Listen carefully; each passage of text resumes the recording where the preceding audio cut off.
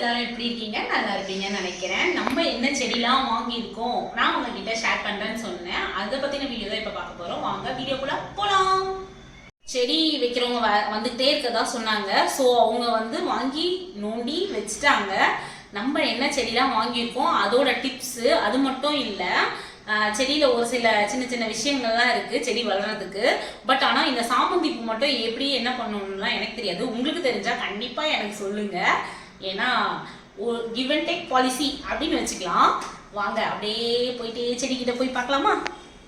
செடி அண்ணாஸ் பார்த்தீங்கன்னா செடிஸ்லாம் கவரில் தூக்கி போட்டு எடுத்துகிட்டு வந்துட்டாங்க. என்ன செடின்றதை வச்சுட்டக்கப்புறம் நான் உங்களுக்கு காட்டுறேன்.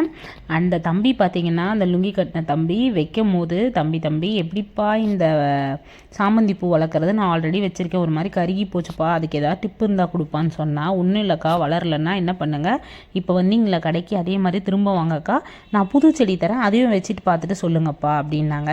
எப்பா போதும்ப்பா உன் கடிஜோக்கு, வந்த வேலையை பார்த்துட்டு கிளம்புப்பா அப்படின்னு சொல்லிட்டு நான் என் உரையை முடிச்சுக்கிட்டேங்க.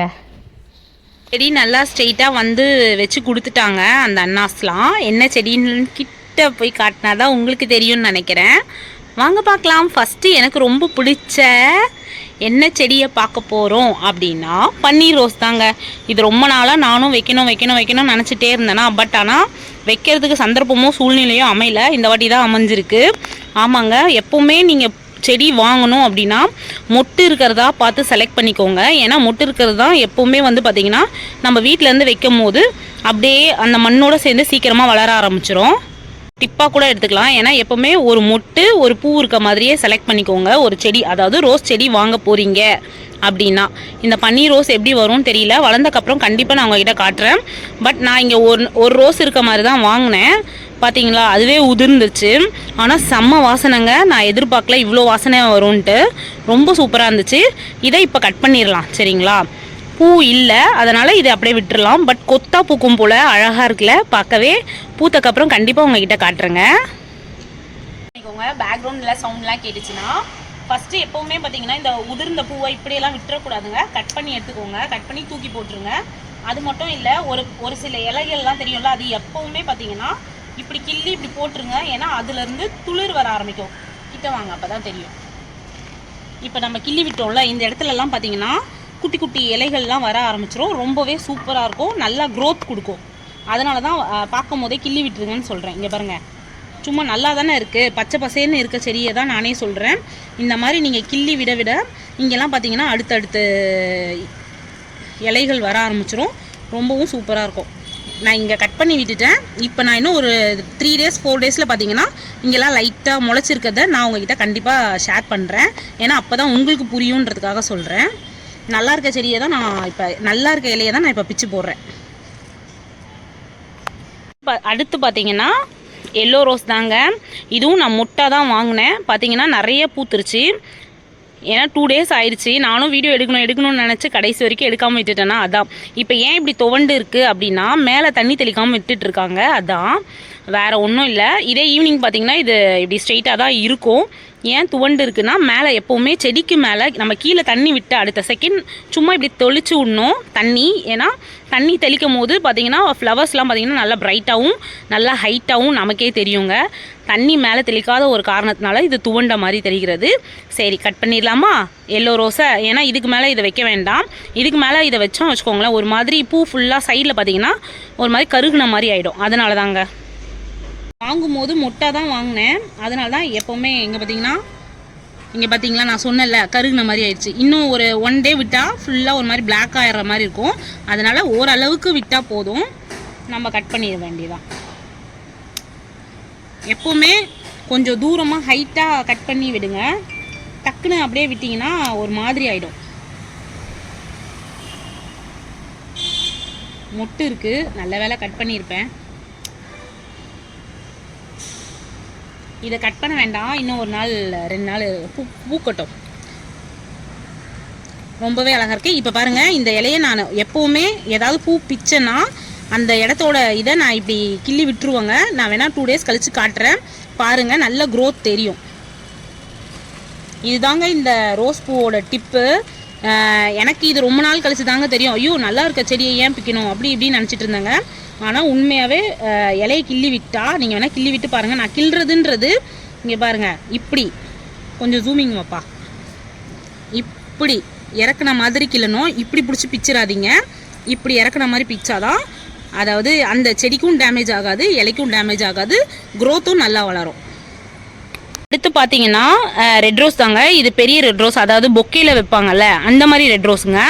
இங்கே பாருங்கள், இதுவும் நான் முட்டு இருக்க மாதிரி தாங்க செலக்ட் பண்ணியிருக்கேன். அதனால தான் சொல்கிறேன், உங்களையும் முட்டு இருக்க மாதிரி செலக்ட் பண்ணிக்கிட்டிங்கன்னா நம்ம வீட்டிலேருந்து வளரும் போது நம்ம மண் வளத்துக்கும் அந்த மண் வளத்துக்கும் நம்ம பார்க்க வந்து அது செட்டான மாதிரி வளரும். அதுக்காக தான் நான் உங்களை வந்து அந்த மாதிரி இது பண்ணிக்கோங்கன்னு சொன்னேன். இந்த செடியில் நான் இப்போதைக்கு இலை மட்டும் தாங்க கிள்ள போகிறேன், ஏன்னா இன்னும் பூக்கலை. ஸோ இலையை மட்டும் கிள்ளிக்கலாம். கீழ் வாக்கில் பிடுங்குங்க. இது வந்து பழுத்த இலை மாதிரி இருக்குல்ல, அதனால் அதுலேருந்தே ஸ்டார்ட் பண்ணிக்கிறேங்க. கீழேருந்தே பிச்சுக்கிறேன். நான்லாம் அதாவது அந்த பாரபட்சம்லாம் பார்க்காதீங்க. ஐயோ பச்சை பசேன்னு இருக்கே, இலையை ஏன் கிள்ளணும் அப்படிலாம் நினைக்காதீங்க. உண்மையாக சொல்கிறேன், அதெல்லாம் பண்ணாதாங்க க்ரோத் நல்லா வரும். எனக்கு இது லேட்டாக தாங்க தெரியும். இந்த டிப்பை நான் உங்களுக்கு ஷேர் பண்ணுறதுல உண்மையாகவே சந்தோஷப்படுறேங்க. ஏன்னா இது ஒரு ரெட் ரோஸுங்க, ஆனால் பட்டன் ரோஸ்ன்னு சொல்லுவாங்கள்ல அந்த விதமான ஒரு ரெட் ரோஸு. இதையும் நான் முட்டு இருக்க மாதிரி தான் செலக்ட் பண்ணியிருக்கேன் பாருங்கள். ஆனால் இந்த செடியில் ஒரு டிஃப்ரென்ஸ் என்னென்னா, இலையை கிள்ளி விட்டால் நம்ம அடுத்த ஒரு 3 days கழித்து இந்த மாதிரி கலரில் தாங்க இருக்கும். அதாவது துளிர் இலை சொல்லுவாங்கள்ல, அதாங்க இது. இப்படி தாங்க நான் இலை கிள்ளி விட்ட எல்லா இடத்துலையும் இப்படி தாங்க வரும். பட் அவங்களே கிள்ளி விட்டுருப்பாங்க போல், இந்த செடி அதுவாக அமைஞ்சிச்சு. இது பட்டன் ரோஸு, ரொம்பவே சூப்பராக இருக்குங்க.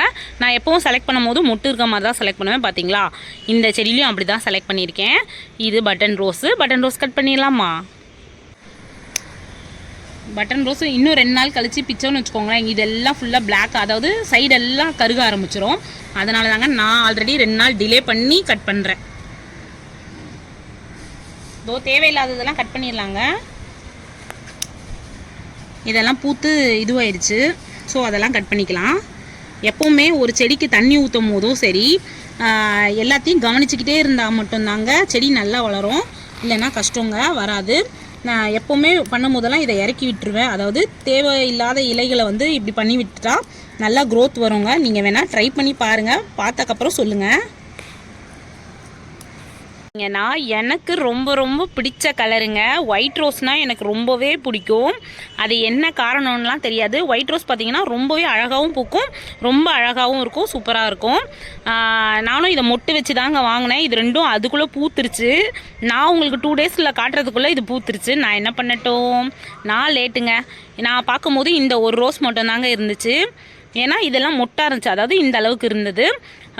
மேலே தண்ணி தெளிக்காத காரணத்தினால இது துவண்ட மாதிரி இருக்குது. சாயந்தரம் எடுத்தால் உங்களுக்கு வீடியோ கிளாரிட்டி நல்லா வராதுன்ற ஒரு காரணத்தினால தாங்க இப்போ வெயில் டைமில் எடுக்கிறேன். கொஞ்சம் அட்ஜஸ்ட் பண்ணிக்கோங்க. அப்புறம் பார்த்தீங்கன்னா இது தாங்க ஒயிட் சாமந்தி தாங்க வாங்கியிருக்கேன். பார்த்தீங்கன்னா இப்போவே கருகுன மாதிரி இருக்குது, தெரியுதா உங்களுக்கு? இதை தாங்க எனக்கு எப்படி வளர்க்கணும்னு தெரியாது. உங்களுக்கு தெரிஞ்சால் கண்டிப்பாக எனக்கு சொல்லுங்கள். ஏன்னா நான் ஆல்ரெடி இதை வாங்கியிருக்கேன். ஆனால் என்கிட்ட கடைக்காரன் சொன்னது என்னென்னா, கட் பண்ணி விடணும் அப்படின்னு சொல்லிட்டு, அந்த காரணத்தின் அடிப்படையில் இப்போ வந்து மொட்டுக்களையும் இந்த பூக்கள் பூத்து கருகி போயிருக்குல்ல, அதையும் நம்ம கட் பண்ணி எடுத்துடலாங்க. ஒரு ஒயிட் சாமந்தி எடுத்திருக்கேங்க. ஸோ கட் பண்ணிடலாமா? ஒரு சிலதெல்லாம் நல்லா இருக்குது சாமந்தி, பட் இதெல்லாம் கருகி போயிருக்குல, இதெல்லாம் நம்ம தூக்கி போட்டுடலாம். இல்லாததெல்லாம் பிச்சு போட்டேங்க. தேவை உள்ளது இந்த கொஞ்சம் தாங்க. உங்களுக்கு தெரிஞ்சால் கண்டிப்பாக டிப்ஸஸ் ஷேர் பண்ணுங்கள், மறந்துடாதீங்க. அடுத்து பார்த்தீங்கன்னா எல்லோ சாமந்தி தாங்க. இதுவும் அந்த குட்டி குட்டி சாமந்தி இந்த கோவிலெலாம் கொடுப்பாங்களே அந்த சாமந்தி தாங்க. பார்க்கும் போது நல்லா ஃப்ரெஷ்ஷாக தாங்க இருந்துச்சு. வெயிலில் 2 நாள் வெயில்லையே சுருங்கிட்டாப்புல. ஸோ இதையும் கட் பண்ணி எடுத்துடலாம். தேவை உள்ளது மட்டும் எடுத்துக்கிட்டு தேவையில்லாத வச்சிடலாம். ஸோ சாமந்தி டிப்ஸை கொடுக்க மறந்துடாதீங்க. எனக்கு தேவையில்லாதெல்லாம் டக்குன்னு வெட்டிடலாங்க. ஏன்னா வெயில் வர ஆரம்பிச்சிச்சு. இதுக்கு மேலே செடியை டிஸ்டர்ப் பண்ண வேணாம்னு நான் நினைக்கிறேன். அதனால் தேவையில்லாததெல்லாம் ஃபஸ்ட்டு பிச்சு போட்டுடலாம்.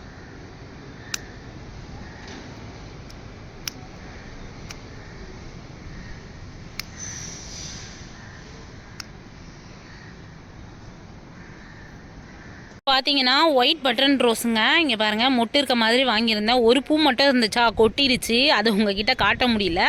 இது ஒயிட் பட்டன் ரோஸு, குட்டி குட்டியாக பூக்கும். இது மாலை கட்டுற மாதிரி இருந்தால் ரொம்ப அழகாக வருங்க. நான் ஆல்ரெடி இந்த செடி வாங்கியிருக்கேன். ஸோ அடர்த்தியாக பூக்கும் இந்த பூ. ஒரு நாளைக்கு பார்த்தீங்கன்னா வச்சுக்கோங்களேன், ஒரு வாரத்துக்கு பார்த்தீங்கன்னா 100 பூவாவது பூக்கும். நான் கண்டிப்பாக அப்போ வரும்போது உங்ககிட்ட கொத்து கொத்தாக பூக்கும் போது உங்ககிட்ட காட்டுறேன். இப்போதைக்கு இதில் கட் பண்ணுறதுக்கு எதுவுமே இல்லை. இலையை மட்டும் கிள்ளி விடலான்னு பார்த்தா இலையும் இதெல்லாம் பார்த்தீங்கன்னா பிஞ்சு இலை தான். ஸோ இதை கிள்ளி விடணும்னு அவசியம் இல்லை. ஸோ தண்ணி மட்டும் தான் தெளித்து விட்டுருக்கேன், அப்படியே விட்டுறலாம். பார்த்தீங்கன்னா கனகாமர செடி தாங்க வாங்கியிருக்கேன். இதில் இருந்த கனகாமரம்லாம் அப்படியே காற்றுலேயே பறந்து போச்சு போல். இதோ பாருங்கள், தெரியுதா? கனகாமர செடி ஒன்று வாங்கியிருக்கேன். இங்கே மல்லி செடி, குண்டு மல்லி சொல்லியிருக்கேன், இன்னும் வரல. ஸோ இந்த இடத்த தான் ஃபிக்ஸ் பண்ணி வச்சுருக்கேன் குண்டு மல்லிக்கு.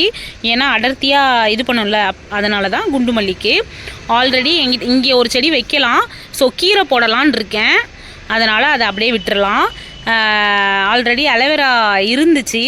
ஸோ தேவை உள்ளது மட்டும் வச்சுக்கிட்டு தேவையில்லாததை நாங்கள் பக்கெட்டில் ஃபில் பண்ணி வச்சுருக்கோம். ஸோ அப்புறமா நம்ம ஷேர் பண்ணிக்கலாம், யாருக்காவது கேட்டாங்கன்னா கொடுத்துடலாம் அப்படி சொல்லிட்டு எடுத்து வச்சாச்சு. இது தாங்க என்னோடய மாடி தோட்டம். பார்த்தீங்கன்னா ஒரு சைட் ஃபுல்லாக இங்கெல்லாம் ஃபஸ்ட்டு கீரை போடலான்னு இருக்கேன், அதனால் அதை வெயிட்டிங். அவ்வளோதாங்க, இதுதாங்க என்னோட மாடி தோட்டம். கனகாமரம் வச்சுருக்கேன், குட்டி குட்டி பட்டன் ரோஸ் வச்சுருக்கேன், அப்புறம் சாமந்தி, எனக்கு தெரியாத ஒரு சாமந்தி வச்சுருக்கேன், நிறைய ரோசஸ் வச்சுருக்கேன். ஸோ இதெல்லாம் எப்படி வளருது, எப்படி நம்ம வளர்க்க போகிறோன்றத அப்படியே நம்ம பார்ப்போம். இவ்வளோ நேரம் நான் என்னெல்லாம் வாங்கினேன்றதை ஷேர் பண்ணதை நீங்கள் இவ்வளோ நேரம் பொறுமையாக பார்த்தீங்க. இவ்வளோ நேரம் என் வீடியோவை பொறுமையாக பார்த்ததுக்கு ரொம்பவே நன்றி. தேங்க்ஸ் ஃபார் வாட்சிங். ப்ளீஸ் லைக் பண்ணுங்கள், ஷேர் பண்ணுங்கள், கமெண்ட் பண்ணுங்கள், சப்ஸ்கிரைப் பண்ணுங்கள், பக்கத்தில் இருக்க பெல்லை கிளிக் பண்ணிக்கோங்க. அடுத்த வீடியோவில் நம்ம சந்திப்போம். பாய்.